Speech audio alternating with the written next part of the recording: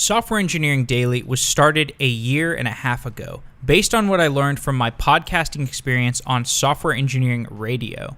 Last week, I interviewed Robert Blumen, the editor of Software Engineering Radio, about how Software Engineering Radio was started and how it is produced. And in today's episode, Robert interviews me about this podcast. You have asked, or you, the collective listeners, have asked for an episode about how Software Engineering Daily works and some of the processes I have in place, and this is that episode. If you're thinking about starting a podcast about software engineering or really anything, this podcast will be useful to you. We discuss the processes behind the show. We discuss how to prepare, how to conduct an interview, why people listen to podcasts, and how to get advertisers, how to do advertising, or at least how I do advertising. I also give some of the history behind Software Engineering Daily, why I started it, and what my goals are. I had a great time in this interview. Robert Blumen is a great interviewer, and I hope you enjoy it as well.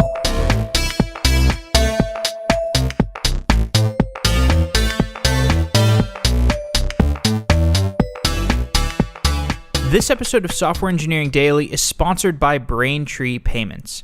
Mobile app development can be complex, but integrating your payments no longer has to be complex. With Braintree, your business can accept nearly every type of payment from any device with just one integration. Learn more at braintreepayments.com/sedaily. Braintree's API supports Android, iOS, JavaScript, and many other languages. The documentation for Braintree is clear and elegant, and if you're integrating payments into your app for the first time, you can tell Braintree's customer service, and you can get assistance with your integration. Go to braintreepayments.com/sedaily and monetize your app today. Now, let's get on with this episode of Software Engineering Daily.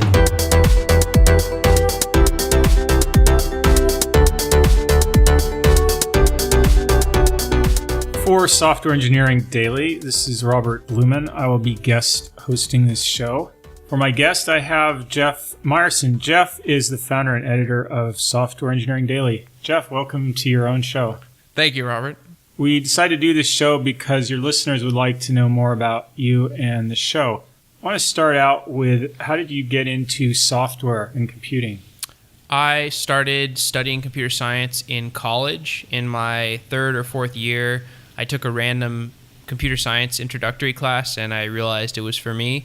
And from there, I went into it full force and started taking computer science as my major, and then did some internships, eventually graduated, and started working in the industry. What kind of jobs did you do? I interned at some contracting places and a startup in Austin called Spiceworks, and then I interned at eBay.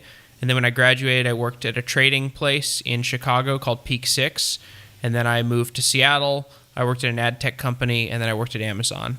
That's a number of different employers. Are there any generalizations about how did you like working for a company? I didn't like working for a company because I felt that, I think part of it was due to the fact that my first job was as a poker player, and it was very independent, and I didn't learn to work within a team. And so many of the habits that I had from working independently, I tried to translate to working within a team, and they did not work very well. So that was one example of things of how I was not a good fit within a big company. But the things that I liked about working in a big company were they put systems in place that ensure that the software gets improved over time. A lot of the organizational practices that we've covered on Software Engineering Daily, as well as the show that you edit, Software Engineering Radio, and just the fact that there is teamwork, and I learned to actually like teamwork, even though I wasn't very good at it at first. You said a lot of practices you learned playing poker and other things you did outside work didn't translate into the work environment. Could you give an example of that? In poker, you are operating out of a zero-sum mindset. Everybody is a competitor, and you share information only when it's quite clear that you're going to get something back out of it. And when you're working within a company, it's usually more productive to have a positive sum mindset and try to help people as your modus operandi, and then things just tend to come back to you karmically, which tends to be a better outlook on the world in general. You mentioned poker. Are there any other avocations or hobbies you pursued that had a big influence on you? In high school, I started writing music on a composing tool called FL Studio, and since then I've learned to write music on a variety of programs and using some instruments. And this was before I started to learn to program, but I found that the tools used to create music are somewhat similar to the tools you use to write a program. It's somewhat procedural. There are certain rules you need to follow, but there's a lot of avenues to accomplish the same kind of task that you want to, much like programming. So that was influential. Podcasting, it's a relatively new media. How did you first become aware of podcasts? I started listening to podcasts in high school. I listened to the typical ones that people listen to, NPR podcasts. And over time, I became interested in a wider array of podcasts, and I was listening to a lot of audiobooks too. And then in college, I contacted you at Software Engineering Radio because I was listening to so many different podcasts, and I found that Software Engineering Radio was one that was particularly inspiring and interesting to me, and decided that I wanted to become a part of it. So that's how I got involved in actually producing podcast content. What made you want to become a part of that show? It was the fact that I would listen to these shows and I would be so confused and yet so intrigued at the same time, because I was taking these classes in college and most of it was basic stuff, syntax, how does a compiler work, etc. And then on the show, you would hear things like Hadoop and distributed systems and agile management principles, and these were things that were so foreign to me yet seemed somewhat related to what I was learning in school. So it was clear that there was such a higher dimensionality to software engineering, and I wanted to be exposed to it more quickly than the classes were exposing it to me in college. And I thought that interviewing people on a podcast would be a good opportunity to accelerate that learning process. To what extent do you think university students are incorporating podcasts into their learning of computer science? I was the only person I knew who listened to podcasts about software engineering in college, but I know from talking to some of my listeners that there are a lot of students out there, maybe not all at the same college, but there are people who are listening to podcasts a lot, and a lot of software engineering podcasts. It's certainly become much more popular since I graduated school. So I don't think there's a universal way that people are listening to podcasts, but I think that the people that are listening to software engineering podcasts in college, the way that they listen to them is if they're learning about a particular topic, they will search for podcasts about that topic and listen to those podcasts maybe when they're walking around campus or exercising, and it will be a nice complement to their coursework. There are metrics for written English where you can calculate a number, which would be the grade level, where reading comprehension should match your content. Like you could try to aim content at 8th grade level. Do you have a level in mind when you're creating software engineering shows? What level of experience are you aiming at where they should be able to understand the show? I copied the model of Software Engineering Radio where every show tends to start from a ground level of what is X, essentially. Or I've adopted that sometimes to be basically where I will say to the guest, Hadoop is a distributed system for running large batch processing on a data set that doesn't fit on a single machine. Why has Hadoop been important to the software engineering field? So I give the listener a chance to, maybe they have 6 months or 9 months of software engineering experience. I still want to give them something in the first 5 to 8 minutes of the show. And then if the show progresses into more complex topics, that's okay to me. I don't necessarily have a target experience level listener base, partly because people learn at different paces, and also partly because I have so much content that I produce. If there's a show that is above somebody's ability to understand, they can always switch to a different show. Yeah, and I wonder if all your listeners listen to every single one of your shows. Do you have any way of measuring that? I did a survey, and according to the survey data, most of the listeners listen to, I think it was 60 to 70% of listeners listen to 2 to 3 shows per week.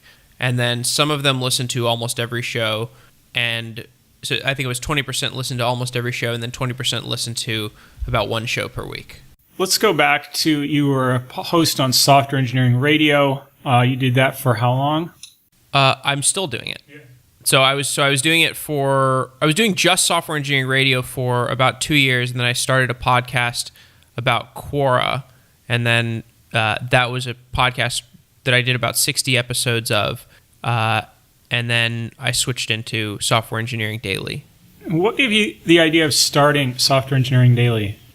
It was the fact that Software Engineering Radio was so useful to me, and people who are fans of Software Engineering Radio understand why that show is unique and why it has been unique for so long, because it has a very unique format in that it is not it's not totally free form. It feels somewhat scripted at times, somewhat improvisational at times, but it is highly informational.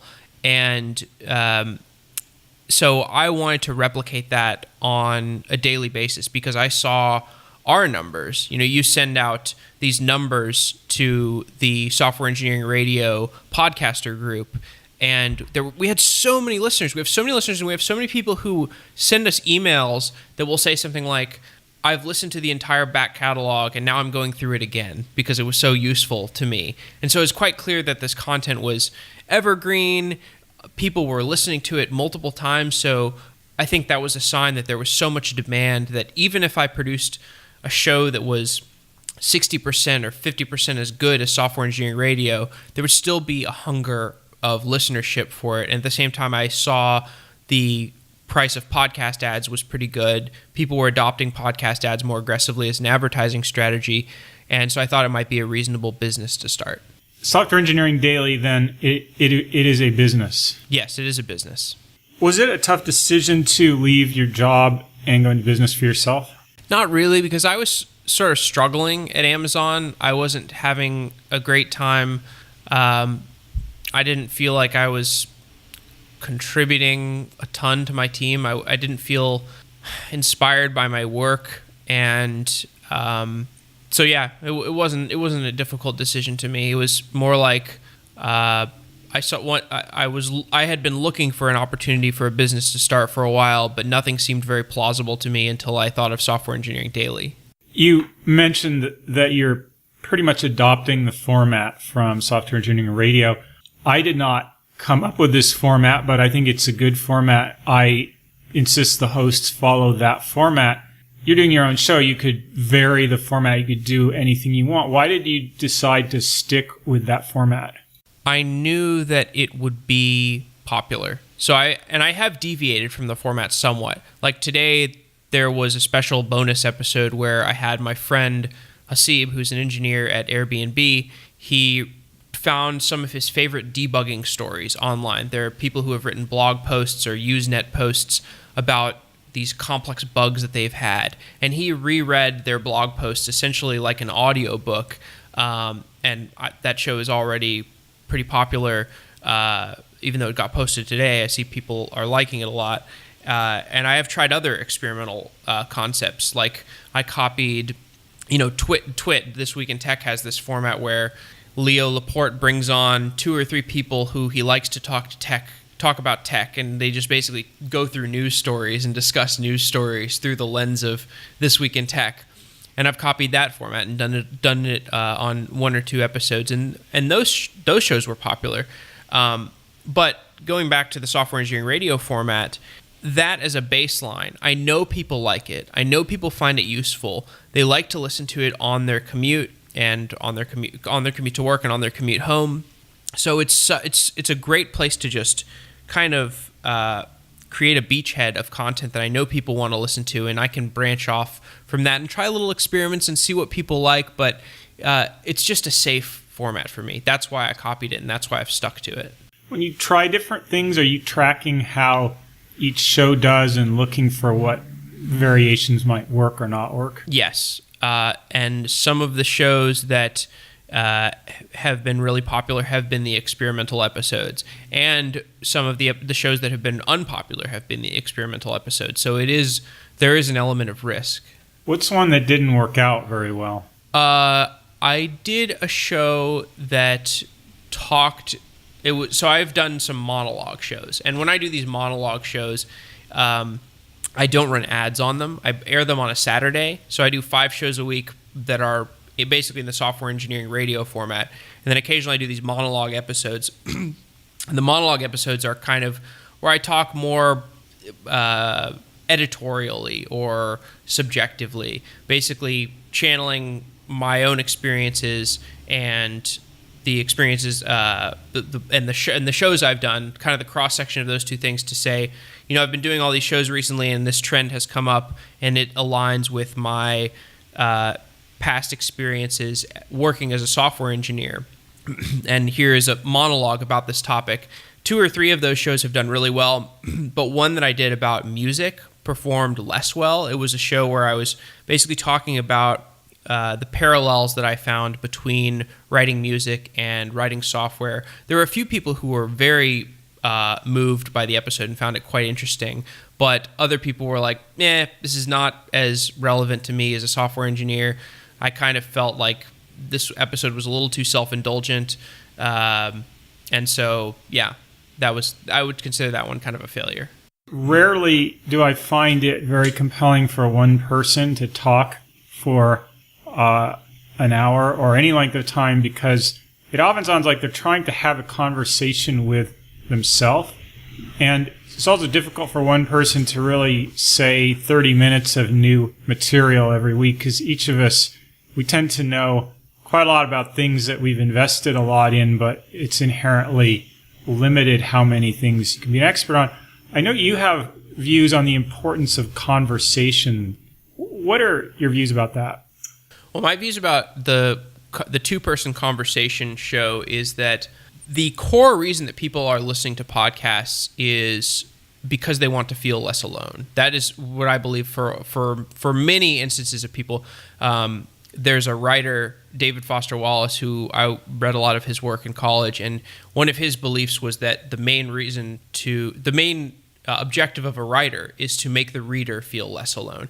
Now, reading is a different process than listening to a podcast, but they are somewhat similar in certain ways. But if the core reason is to make the listener feel less alone, well, if there's 2 people talking, it's going to make them feel less alone than if there's 1 person talking.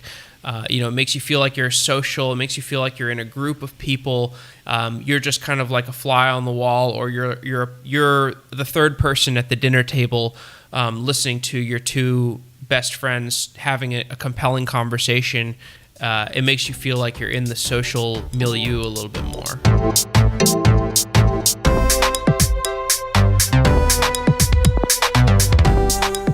When I'm choosing the tools for my side projects, the first thing that I look for is ease of use. That's why I love MongoDB. It is the most popular non-relational database, and it is super easy to use. At the beginning of a project, I often don't know the shape of my objects, and Mongo makes it easy to evolve the database schema as I like over time. Over time, as my project gets popular, I'm going to need to scale, and thankfully, MongoDB has built-in horizontal scalability, but configuration and database maintenance aren't really what I want to spend my time on. Thankfully, Mongodb Atlas was released in 2016. MongoDb Atlas is the easiest way to get access to MongoDB without having to run the database yourself. You pay only for what you use, from small projects all the way up to large production deployments. To try MongoDB Atlas today, go to mongodb.com/sedaily and get a free $25 in credit. Atlas is the only hosted MongoDB service built by the engineers behind the database, the company MongoDB.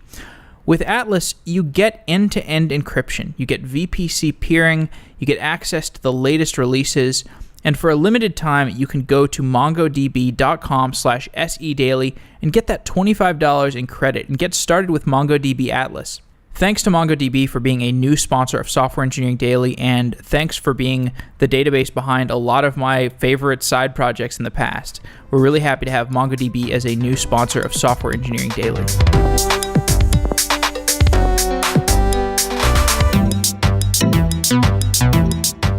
If you ask me, I would probably say no. I listen to these tech podcasts to learn about the field, and I'm trying to grow in my career. Do you think people are fooling themselves about why they listen to this type of content? No, because if you were just listening to Feel Less Alone, then you could listen to any two-person podcast. But you're listening to Feel Less Alone maybe as the primary basal objective.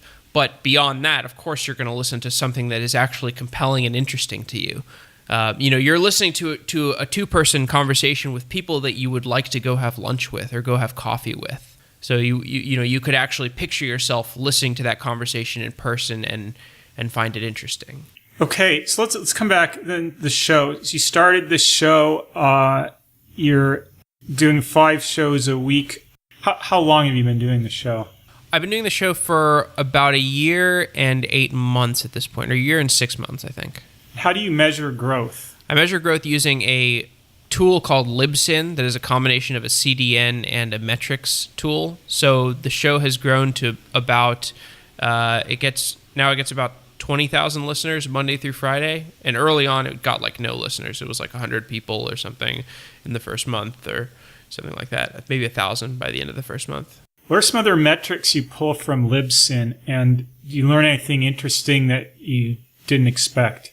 The geographic representation I looked at once or twice, but mostly I just look at daily listens / downloads. You can't get very fine-grained metrics other than like user agent, what kind of phone are they using, and geographic. What are the other one? I mean, it's the same stuff we look at on Software Engineering Radio, and I think that the geographic distribution was similar. I think we checked it one time. Like there's, what is there, like a lot of people, it's like 50% United States and then some UK, some Germany, some India. Software Engineering Radio is 40% US, about 70% the Anglo-Saxon world as a whole, and Germany is second, around I think 25. Do you have any other sources of data about who your listeners are or listener behavior? I did a survey, and the survey showed that most of the listeners were people with 6 or more years of software engineering experience. And actually, I think there was like it was 55 or 60% people with 6 or more years of experience, and the rest of it was people with less experience. I don't recall the other survey results. One of the things we get from Libsyn, it gives you a good indication what type of device people are listening on. Is that a data you look at? There's certainly correlation between, iPhone users tend to be higher income, Android users are lower income. But within the software engineering world, I think this breaks down a little bit because it's more like... You can pull from Libsyn what type of device people are listening on. Do you look at that? Do you know what kind of devices? Are people sitting at their computer? Are they listening on a mobile?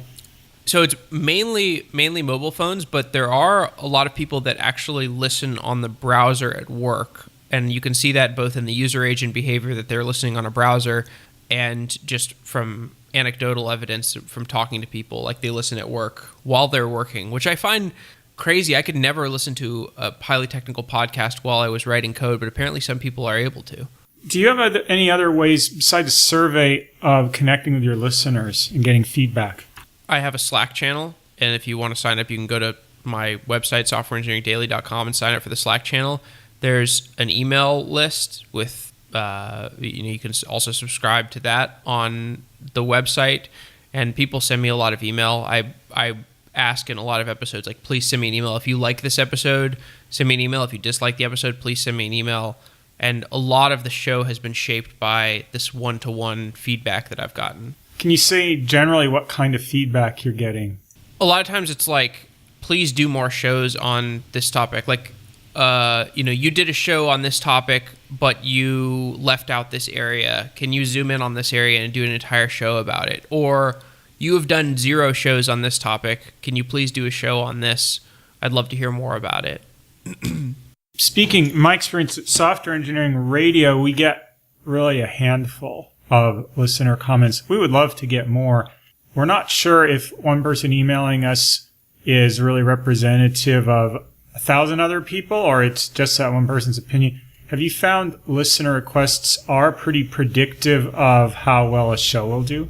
No. In fact, the most popular episodes are shows that people did not request. Well, one exception to that is I did a show on Rust after a bunch of people requested it, and then that show was very popular. But a lot of the shows, like the most popular show I did was one on salary negotiation, an interview, again, with that same guy, Hasib.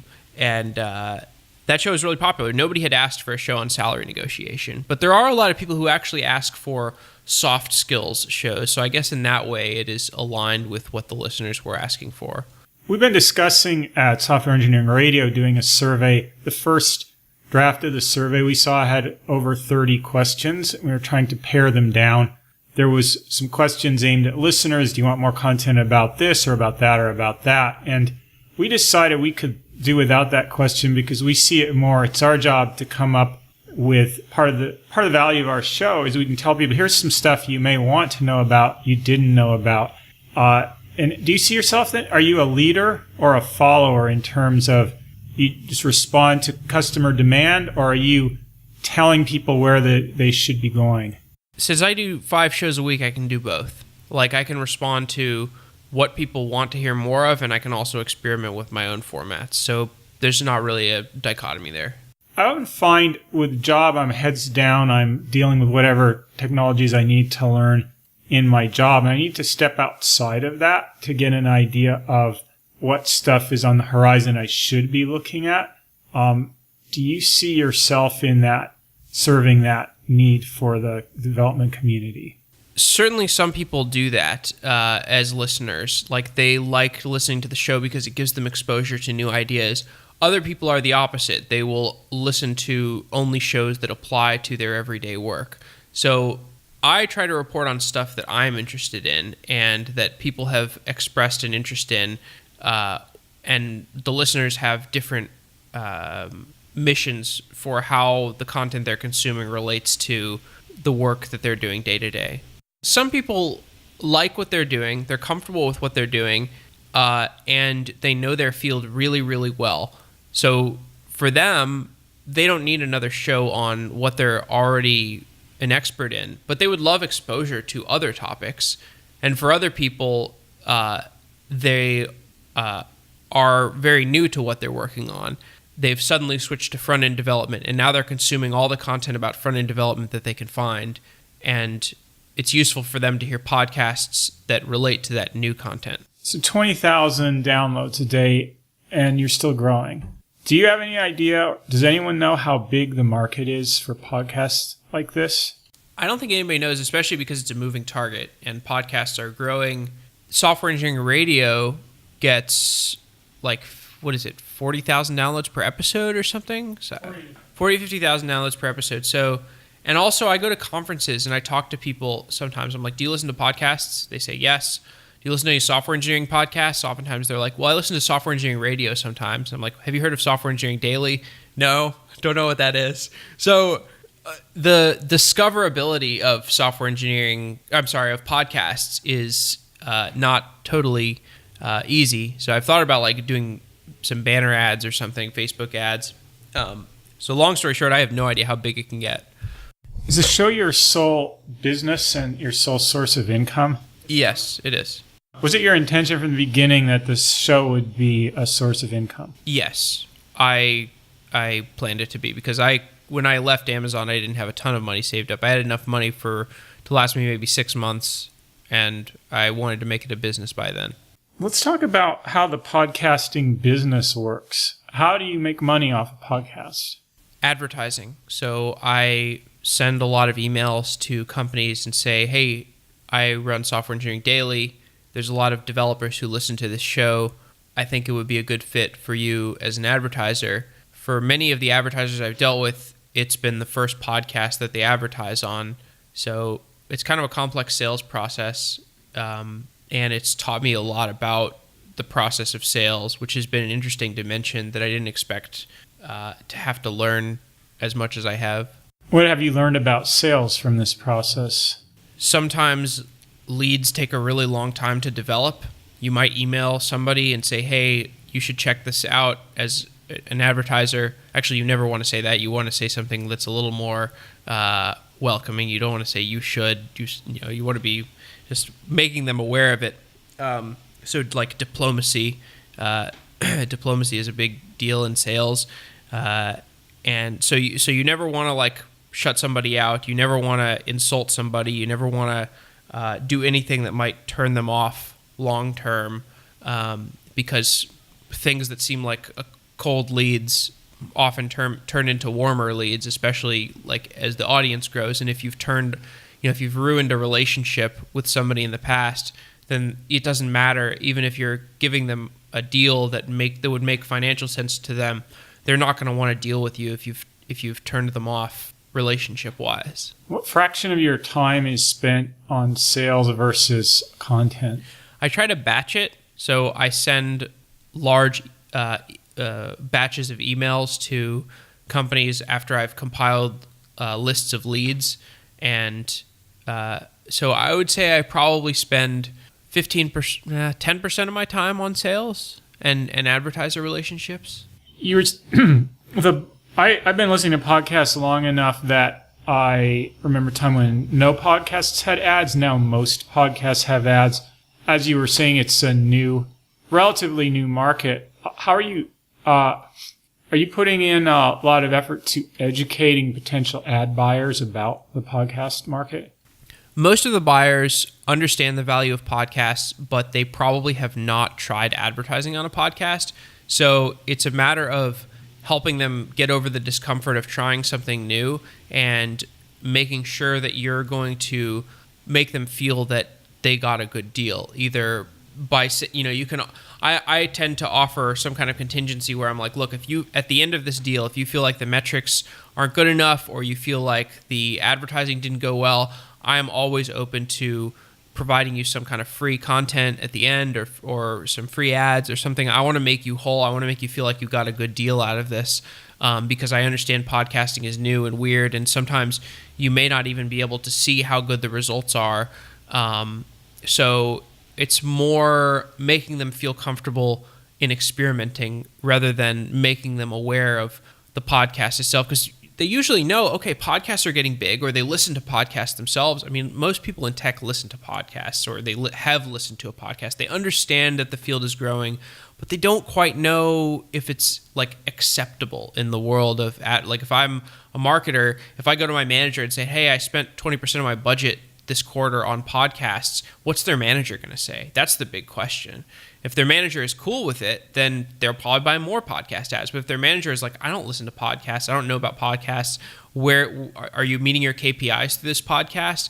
And if they're not, then like that doesn't look good on them. So yeah, but it depends from advertiser to advertiser. Do your advertisers have any ways of quantifying the impact of the ad they buy on your show?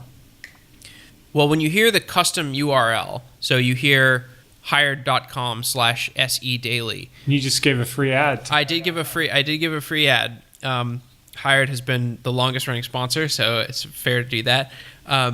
If they're getting enough leads generated from people going to that URL, then it's an easy re-up for them. It makes sense for them to buy more ads if they're seeing enough conversions from people going to that URL. They might also see people who are writing in, how did you hear about us at some point in the workflow? How did you hear about us? Well, I heard about you on Software Engineering Daily. That's another way of them measuring. But by and large, it's not very measurable. But that's my impression. It's not a super measurable ad channel. But I've been doing a lot of shows on I've been doing a lot of shows on ad fraud, which is typically display ad fraud. And what you learn when you look deep into the digital advertising space is that it's hard to measure any element of advertising. Despite what people might tell you about display advertising or Facebook advertising or Twitter advertising, it is really hard to get accurate metrics on any kind of advertising. Personally, I don't have any expertise in the ad space, but I am aware that there is a market and there are market rates for ads in different channels, banner ads in the print media, radio, TV, established channels. How can you figure out referencing comparables in other ad channels? What is a reasonable price for an ad based on what the advertiser is going to get on a new channel like podcasting?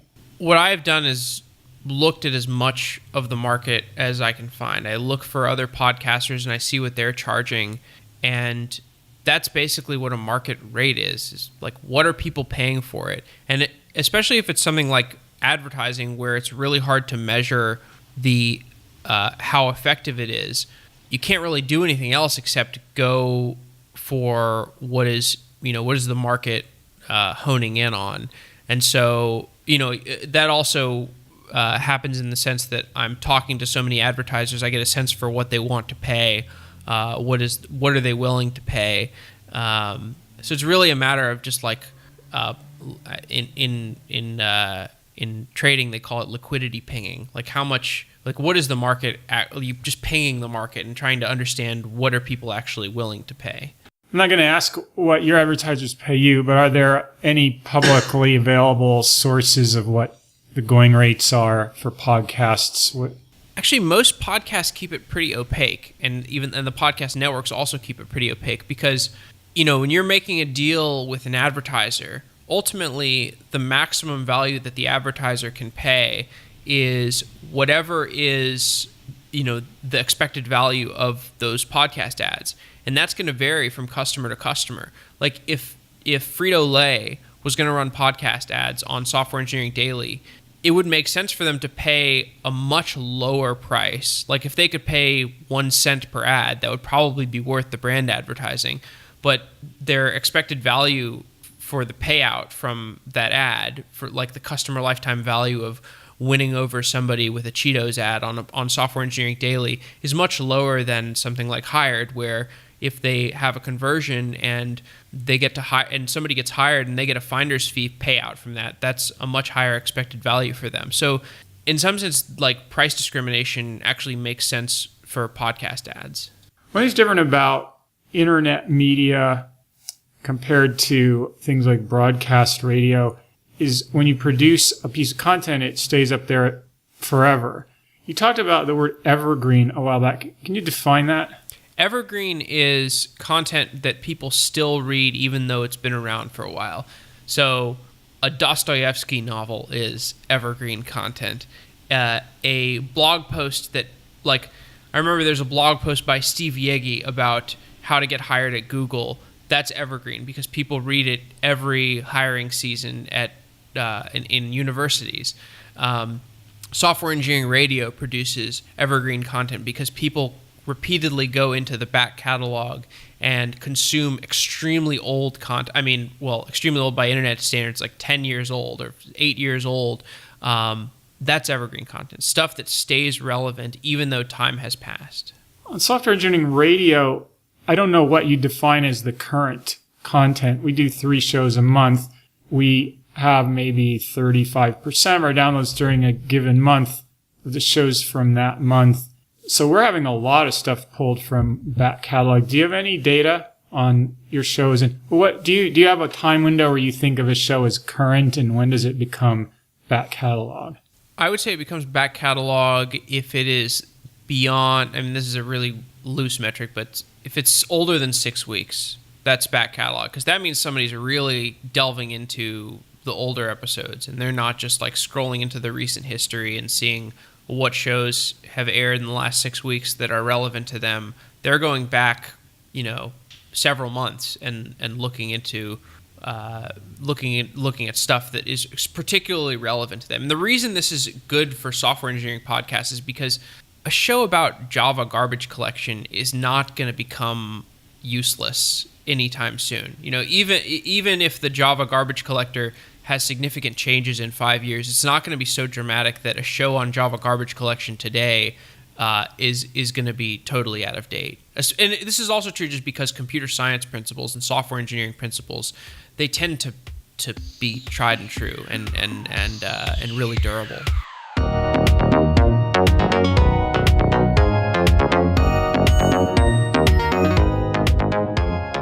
Life is too short to have a job that you don't enjoy.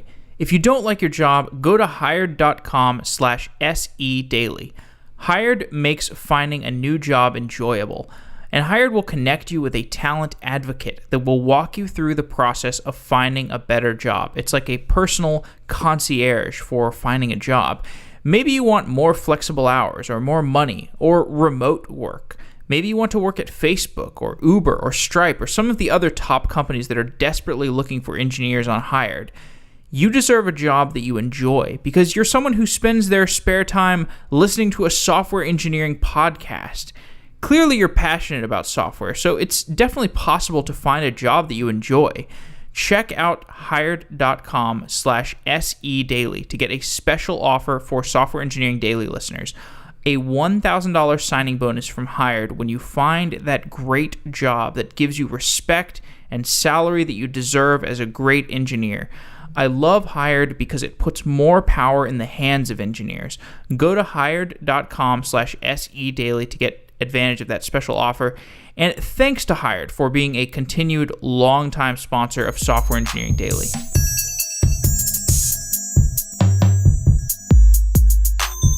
Do you have any data on what fraction of your downloads are current versus back catalog?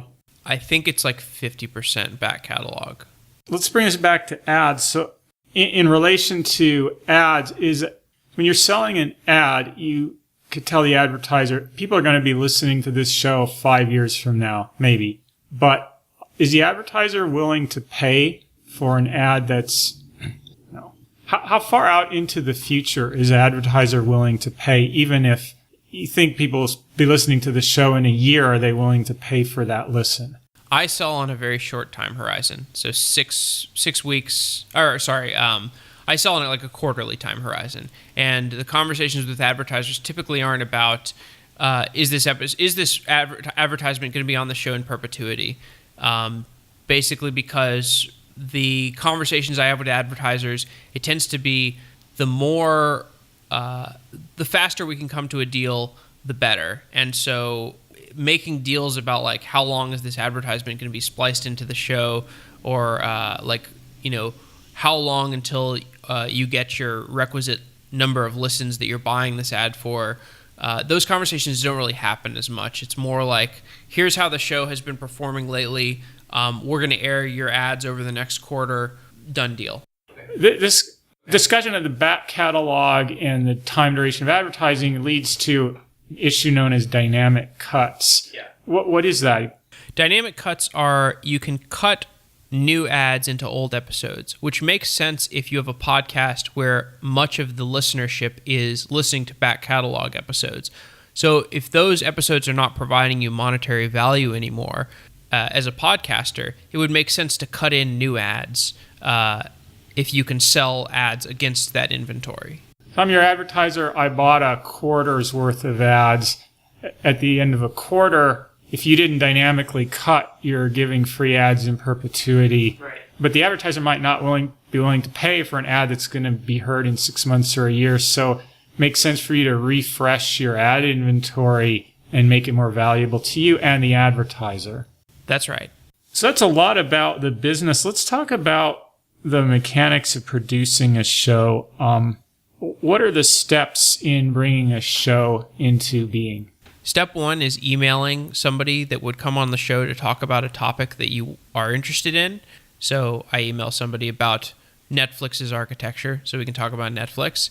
Once they say yes, then I start the outline. Creating the outline consists of thinking of some critical questions, perhaps watching YouTube videos, reading blog posts about this topic.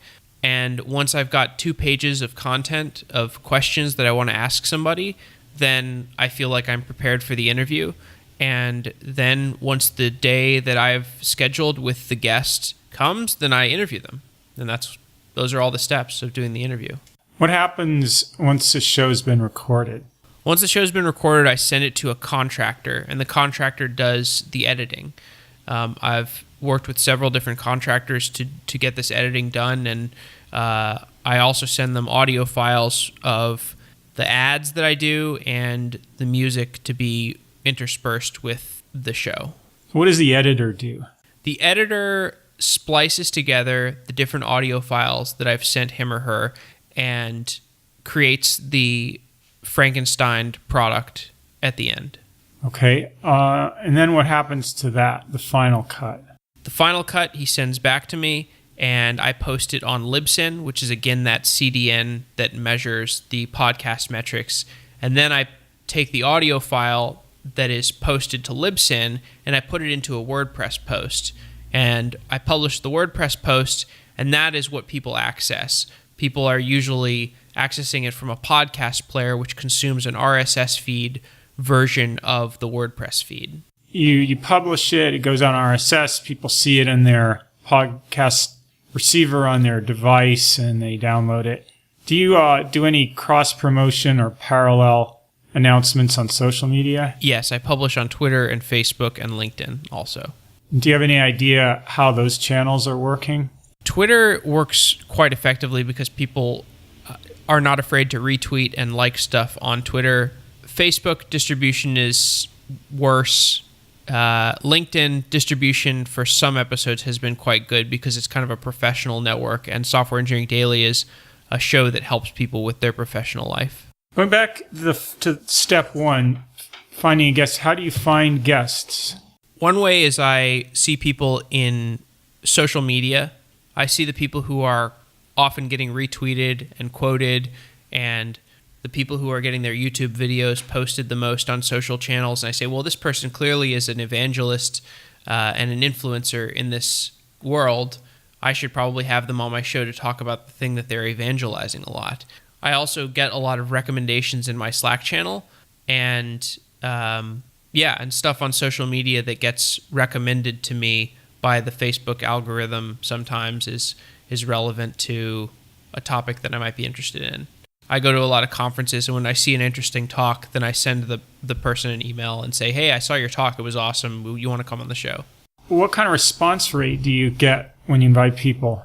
At this point, it's about 90%, probably 80 or 90%. Most people that I reach out to, they say, yeah, I'd love to come on the show and talk about something. I think that's one of the big secrets to podcasting that's so awesome is like it gives you an excuse to email almost anybody that you're interested in talking to, and they're happy to come on the show.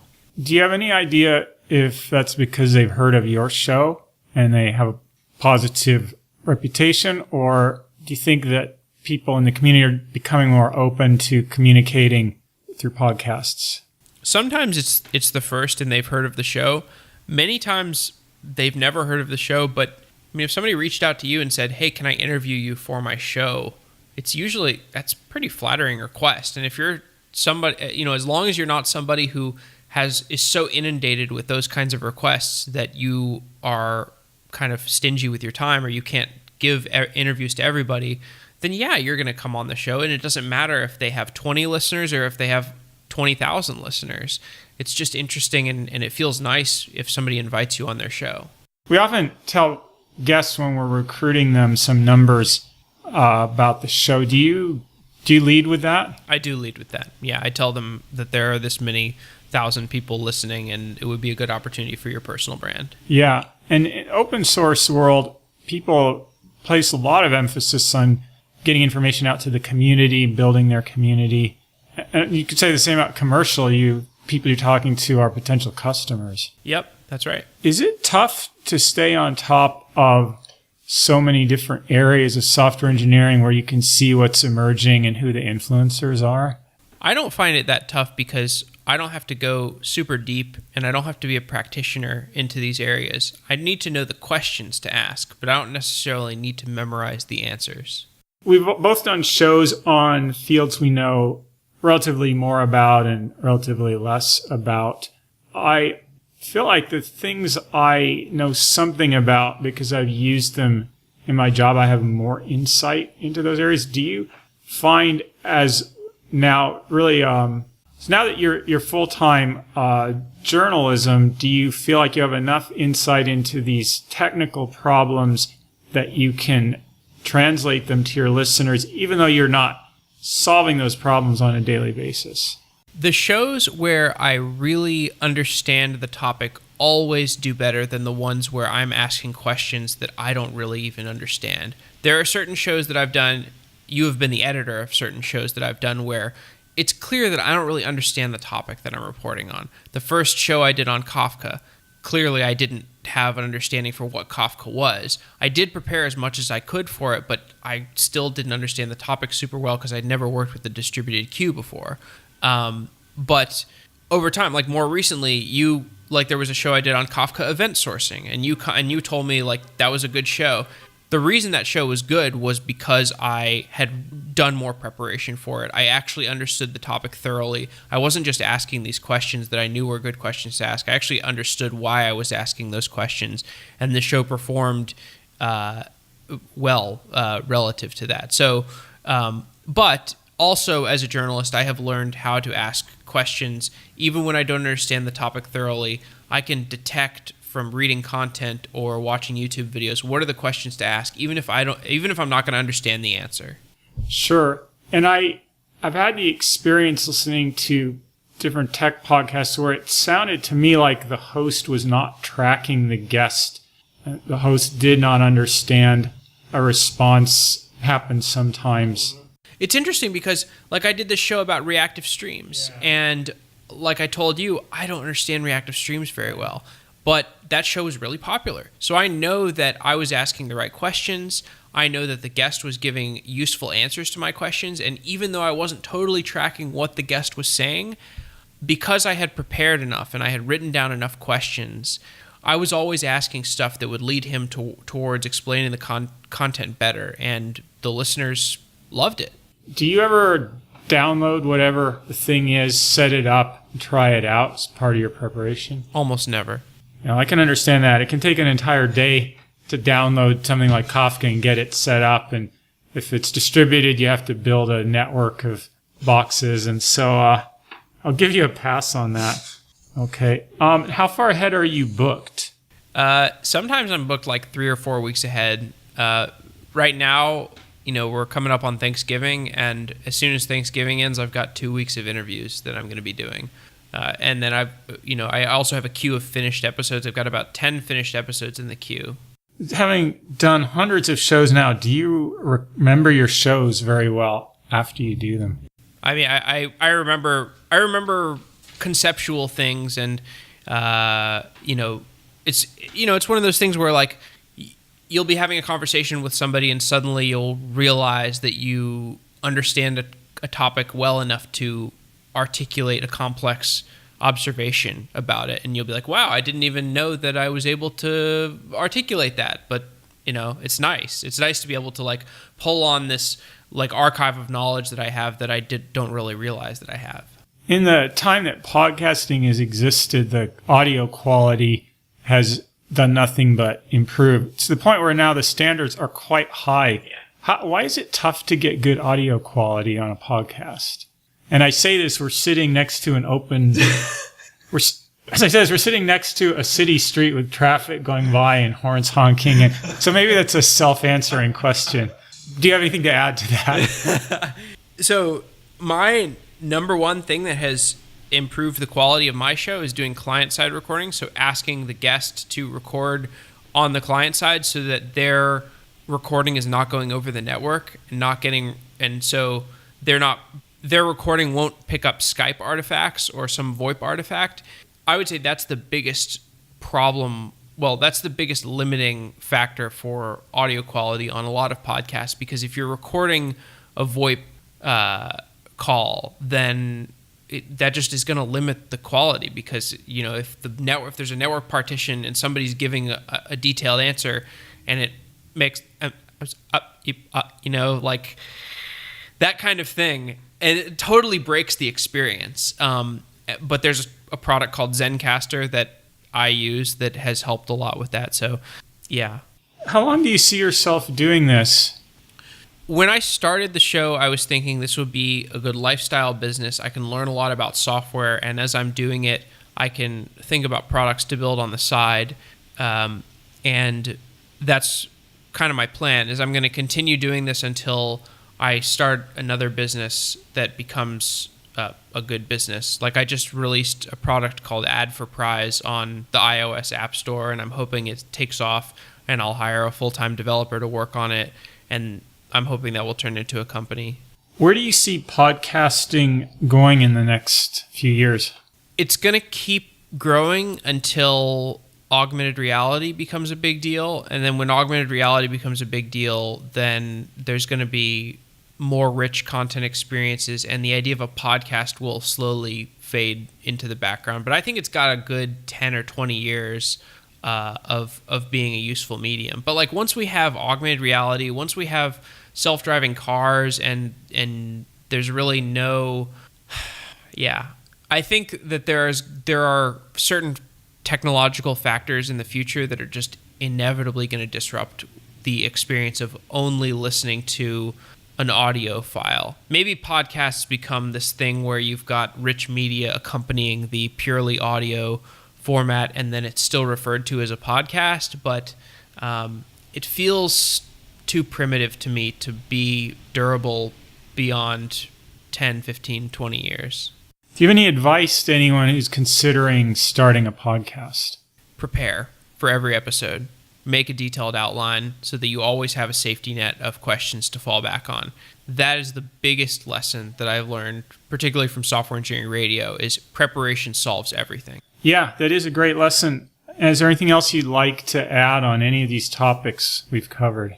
The one thing I want to add is something I was going to mention about the Monologue episodes, is that the Monologue episodes, I try to bring the feeling of an audiobook to the podcast, and I think that there's an opportunity for more podcasts that feel like blog posts or audiobooks, and if people are thinking about doing shows, I actually do think that there are some interesting monologue type of formats that could be done.